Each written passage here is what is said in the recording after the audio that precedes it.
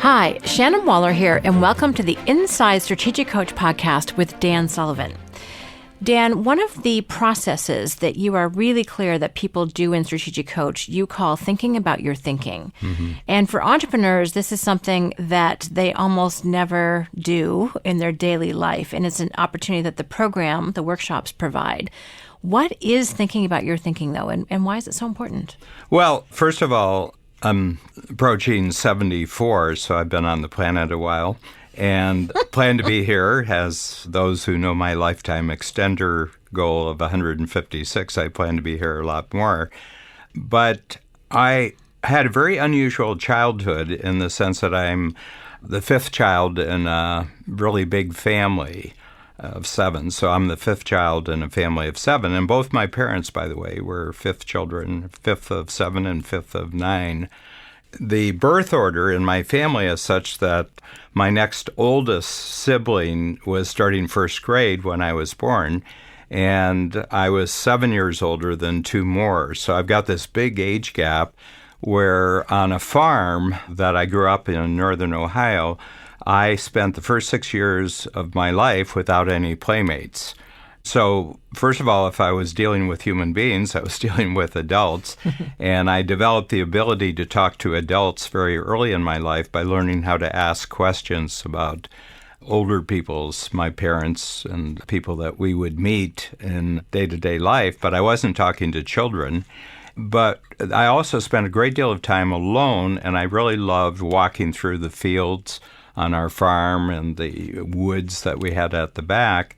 And it was very, very early, and I think, I could have been about 6 years old, that all of a sudden one day I began to realize that I could actually look at how I was thinking. It was almost like entertainment, that I would be walking and I would just be observing, almost like a movie, that I was watching what my brain was doing.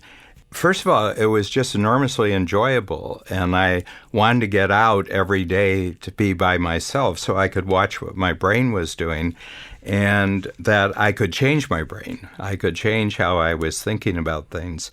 And I think because I was reacting and responding to adults who had experiences way beyond childhood experiences, I felt I needed this skill because I was being constantly introduced to things that I didn't know existed in the world. And my mother got me onto reading very early. She said reading was the most important skill I could learn when I went to school.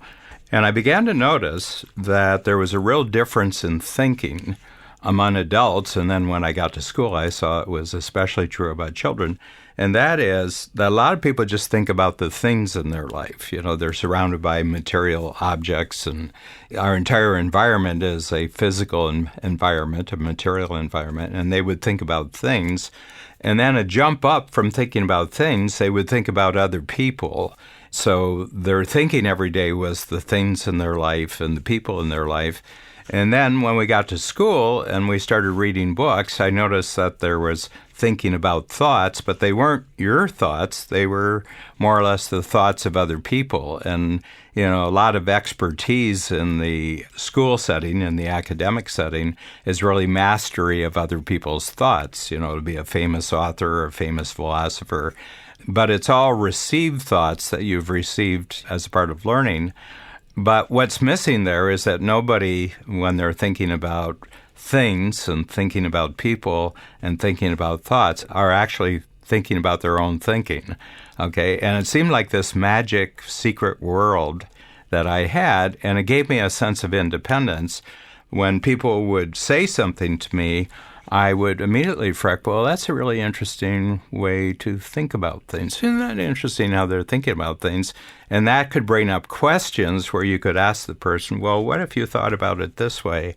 So looking back now, I began to see that the skills I now use in Strategic Coach as a coach really started early. I really started this process of, wow, what if you looked at it this way? What if you did it? And then I noticed that people really enjoyed talking to me, or they didn't at all because they didn't want how they were thinking to be actually revealed, So entrepreneurs, let's just bring it up to date with the Strategic Coach Program and why I think we've been so tremendously successful right from the beginning, that our coaching, we're not telling people how to do things. We're actually introducing thinking processes. I'll think of one because I just introduced it to a brand new workshop, and that is the lifetime extender. And I said, okay, so what I'd like you to do is just put down the date the number that represents the age at which you're going to die. I find the vast majority of people, they have a number, first of all, and they write down the number, but they haven't really done any thinking about this number before I brought it up as a question. And then I ask them all sorts of questions. Well, the year before you think you're going to die, how are you going to be physically, mentally, financially, relationship, your self-assessment? This is all new thinking. And all of a sudden you can see they're sitting there and they're doing all sorts of things that they've never thought about. And I said, well, you're telling a good story about the year before you're going to die. You're going to be physically healthy, mentally sharp, financially independent. You're going to have great relationships, and you think the life you've lived up until that point is wonderful. What do you think the chances are you would die the next year? And then they go, well, I went. But, well, how long beyond that would you live? Well, 10, maybe 15 years? Well, you've named two numbers, 10 years, 15 years. Which would it be, 10 years, 15 years? And I'm just feeding off the information that's coming out of their brain, but they're thinking about their thinking. It follows through. Everything we do in Strategic Coach is just a doorway, which when they go through the doorway, they're in a room where they can think about their thinking in a way that they've never thought about before. And the power of the coach is that I don't know what they're thinking, nor is there any need for me to know what they're thinking. What's important is that suddenly they realize that in thinking about their thinking, they're identifying all sorts of better ways to think about things and better things to think about and better things to focus their energies on. And then they get a chance to talk to the other entrepreneurs in the room about what they're thinking, about their thinking. So this is a phenomenal power, and from my standpoint, we're not imposing any new knowledge on them. We're simply letting them get a 10 times return on their experience, get a 10 times return on their creativity, simply because we've given them access to a tool that allows them to think about their thinking. That is such a great description of Strategic Coach, and I immediately want all of our coaches and all of our clients to listen to this because it's so true. And it strikes me that two things. One is that you create incredible awareness within a person of what they've been thinking about and who they've been thinking about and their thoughts. And once you create that space, that distance, they now have a choice. They can say, okay, is that really working for me? Oh, I didn't realize I was thinking about that. Oh, I didn't know my date I thought I was going to die was 88 and now I can make it 105 or what have you. So awareness is a part of it, but then the other part of it is intentionality. In the process with so many of our thinking tools is that people get to choose what they want and then start to make that happen. Is that also how you see the process of thinking about your thinking? Yeah, it's the ultimate approach on our part that each individual is totally unique in what they think about and how they think about things. And we want to build their growth in Strategic Coach around the expansion of their uniqueness. And we don't have to tell them how to do that. All we have to do is introduce them to their thinking. They will make very good choices, the best possible choices, out of their own consciousness, the recognition of how they're actually thinking about things. And they have vast, vast experience inside their own thinking that I think our tools are actually giving them access to in a way that they've never had before. People will do thinking about their thinking, but it's usually in response to an extreme negative. They have a failure in their personal life. There's emergencies and deaths and sickness and everything else. And all of a sudden, they have to come to grips with how they're approaching it, or they're experiencing extreme frustration because the way they're thinking about things, they keep colliding with obstacles and they feel sort of extremely restricted. And under those extreme circumstances, I notice that people will think about their thinking, but it's forced upon them by outside circumstances. In Strategic Coach, you voluntarily do this. you choose this as a way of operating going forward in your life, and you can't make someone choose. I mean, I'll give you an idea, the DOS question that we have, where you say, if we were having this discussion, you just meet someone for the first time, and I'll say to you, Shannon, if we were having this discussion and it was 3 years from now, and you name the date in the future, and you were looking back from that point in the future back to today, what has to happen in your life, both personally and professionally, for you to feel happy with your progress? Well, here's the thing. I know nothing about what the person is thinking about as I'm asking this question, nor do I need to. All I'm asking the person is to respond to a future date, make some judgment calls about how they measure happiness with their progress. And I always say you're going to get an incredible expansion of a conversation on the part of the other person and very excited about it, or the person's just going to cut you off because they don't want to go where you're asking them to go. And for me, we're either going to go forward in a conversation or we're probably never going to see each other again, because I have to know that this person is willing to think about their thinking. And a lot of people, maybe they don't trust me, or it's the wrong circumstances, or they are not comfortable with what's going to come out of the conversation. But, they just say, well, sorry, I'm not going to involve myself in this conversation. Well, then we don't have a future together. All the futures I have is with people who are just almost ecstatic about the notion that they can think about their thinking. Right. As familiar as I am with the DOS conversation, which starts, as you've talked about, with the R factor question. And if anyone wants to kind of explore this question more, because it is absolutely brilliant for establishing relationships, check out your book, Dan, the Dan Sullivan Question, or our knowledge product called the DOS Conversation. And DOS, by the way, stands for Dangers, Opportunities, and Strengths. Yeah, and one of the further questions I ask them is that what dangers do you have in your life right now that have to be eliminated?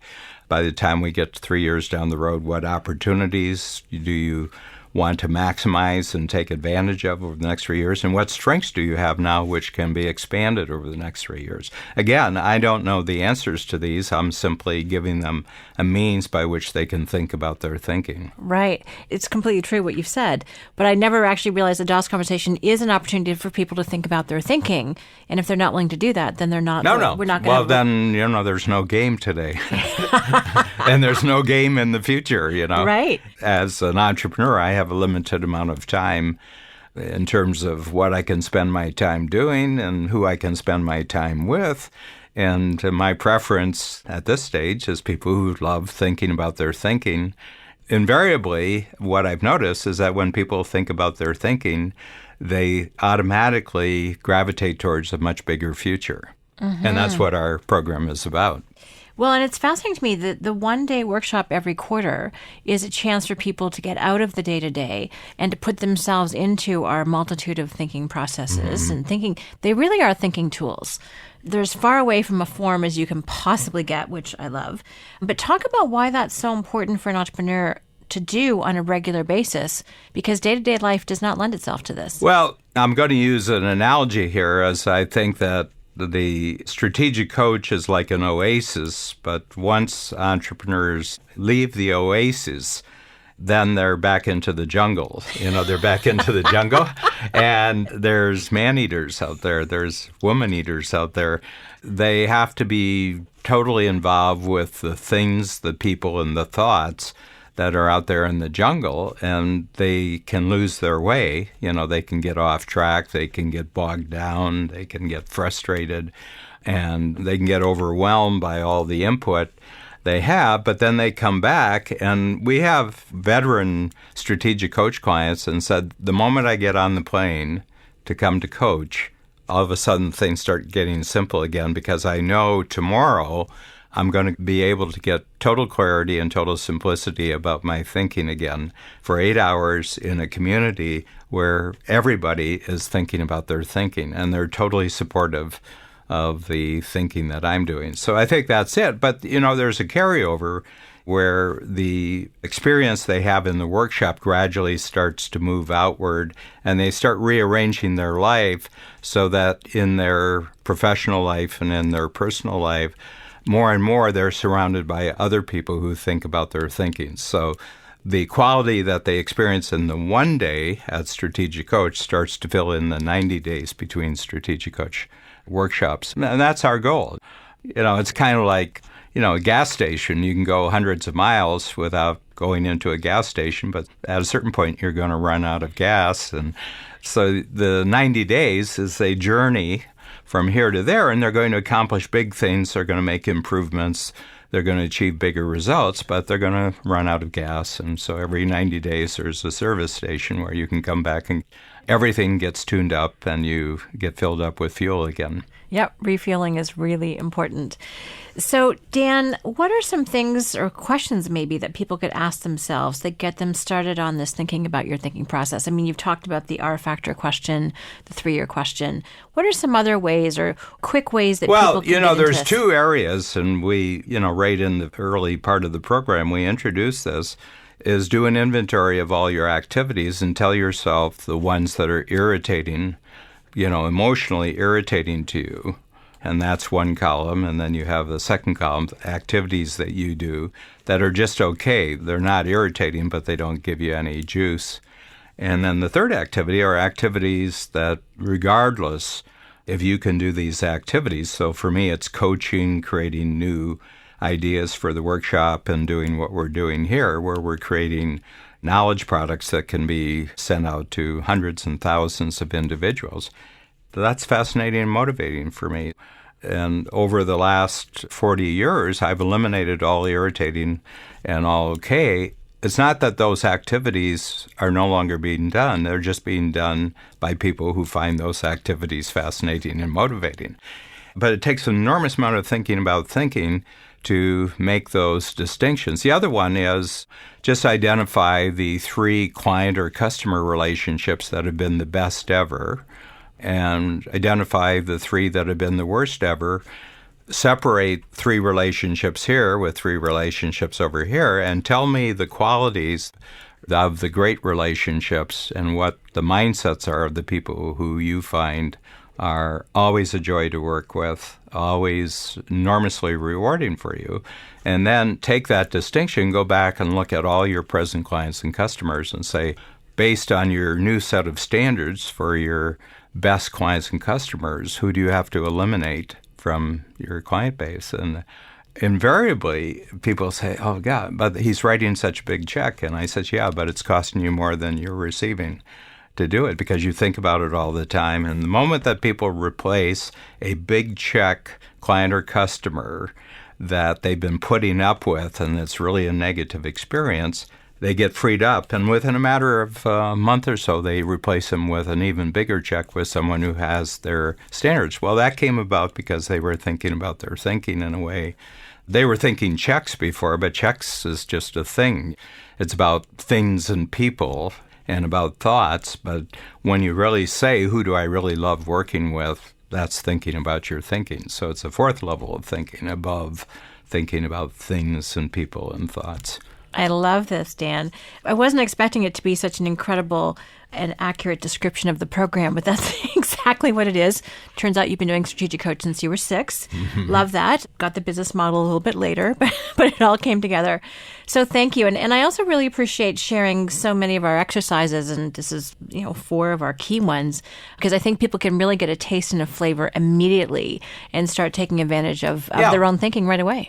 Yeah, and that's really, I think we're the unique program on the planet for anybody whose whole focus is just to constantly create new entryways by which they can get into their own thinking. And once they're there, they'll be at their most intelligent and their most creative and their most strategic, and they'll be at their most energized. And we don't have to know what it is that they're thinking about. We just have to set up the conditions and set up the environment in which thinking about thinking is really something that's a pleasure for them and for everybody else who's in the workshop with them. Fantastic. Thank you so much, Dan. This is very insightful.